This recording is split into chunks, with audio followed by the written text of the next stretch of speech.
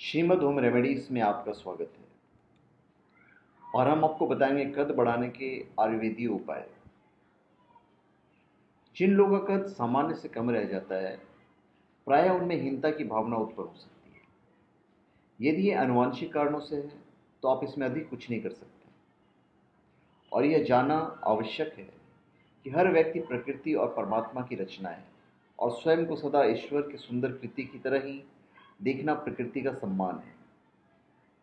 परंतु बहुत बार शरीर के कद को गलत आदत मतलब धूम्रपान, नशीली पदार्थ, चाय, कॉफी और शराब, इन सब का सेवन, गलत आदतों को हटाकर और कुछ आयुर्वेदिक उपाय करके कद बढ़ाया जा सकता है। इसके लिए आप आयुर्वेदाचार्य से परीक्षण करवाएं और हम जो आप बता रहे हैं आपको उसको इस्तेमाल करके आयुर्वेदिक इलाज की चर्चा करें। तो कद बढ़ाने के लिए जो औषधियाँ हम आपको बता देते हैं: अश्वगंधा का जड़, शतावरी, शिलाजित, अर्जुन, यष्टिमधु, गुगुल, इसका प्रयोग हर रोज खाने में करें। परंतु प्रयोग शुरू करने से पहले आयुर्वेदाचार्य की सलाह अवश्य लें। परंतु इनका उपयोग जब तक उनका आप सलाह नहीं लेते तब तक मत कीजिए। उन्हीं से सलाह लेने के बाद शुरू करें ताकि इनका पूरा लाभ आपकी समस्या को ठीक करने में हो सके। इसके अलावा अन्य उपाय भी आयुर्वेद में कम कद की समस्या का उपचार करने में सहायक है, जैसे अभयंगम। यह प्रयोग से मांसपेशियां मजबूत होती है। फिर रसायन प्रयोग द्वारा इलाज। रसायन वो होते हैं जिनके सेवन से शरीर की जीवन शक्ति बढ़ती है और साथ ही उम्र भी लंबी होती है, जैसे आंवला। फिर स्वर्णप्राश, इसका उपयोग किशोर अवस्था के बालकों 16 वर्ष से कम में करने से कद बढ़ाने में विशेष सहायता मिलती है। कद बढ़ाने के हम घरेलू उपचार भी आपको बता देते हैं, होम रेमेडीज। अश्वगंधा जो जड़ का पाउडर होता है, अश्वगंधा का 1 चम्मच गाय के दूध के साथ गुड़ मिलाकर रोज रात्रि सोने से पहले लेना चाहिए।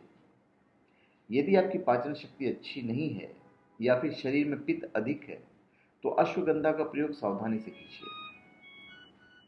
अच्छा रहे, पहले आयुर्वेदाचार्य से सलाह लें, चिकित्सीय परामर्श आवश्यक है। फिर अश्वगंधा का जड़ और काले तिल को बराबर मात्रा में पाउडर बनाकर खजूर और दूध के साथ लेने से लाभ मिलता है। 2.5 ग्राम अश्वगंधा और इतनी ही मात्रा में काले तिल का पाउडर अच्छी तरह मिश्रित कर लें और इन्हें 5 खजूरों के बीच निकालकर उनमें भर लें। इनका सेवन 1 गिलास दूध के साथ करें। फिर अश्वगंधा के प्रयोग में सावधानी भी आपको बरतनी है। अश्वगंधा द्वारा आयुर्वेदिक प्रयोग तभी कारगर होगा यदि आप 45 दिन तक फास्ट फूड, तेलीय पदार्थ और नमकीन और मिठाइयों का परहेज करते हुए इसका प्रयोग करें। परंतु यदि आपकी पित्त प्रकृति है तो यह प्रयोग आप आयुर्वेदाचार्य की सलाह के बिना नहीं करें। अधिक गर्मी बढ़ने से शरीर को हानि हो सकती है। अभी हम आते हैं डाइट के ऊपर, आहार विहार जिसको कहते हैं, dietary and life style. Vitamin A से भरपूर भोजन जैसे कि हरी सब्जियां, गाजर, पीले फल, टमाटर, इनका प्रयोग प्रचुर मात्रा में करें। पौष्टिक और संतुलित आहार लेने से मांसपेशियां मजबूत होती है। रीढ़ की हड्डी झुकाकर नहीं बैठे, इसे सीधे यानी खींचा हुआ हमेशा रखें। रात्रि को पूर्ण विश्राम अवश्य लें। अंधेरे में सोने से शरीर के हार्मोन्स की सही मात्रा बनती है। शरीर की कद काठी बढ़ाने वाले ग्रोथ हार्मोन को बनने में गहरी नींद सहायता करती है। फास्ट फूड, तेलीय पदार्थ और नमकीन और मिठाइयों का परहेज करें। धूम्रपान, नशीले पदार्थ, चाय, कॉफ़ी, शराब का सेवन नहीं करें। फिर कद बढ़ाने के लिए आप योगाभ्यास कीजिए। स्पाइनल स्ट्रेचिंग, ऐसे यूँ करके पूरा स्ट्रेच करना है।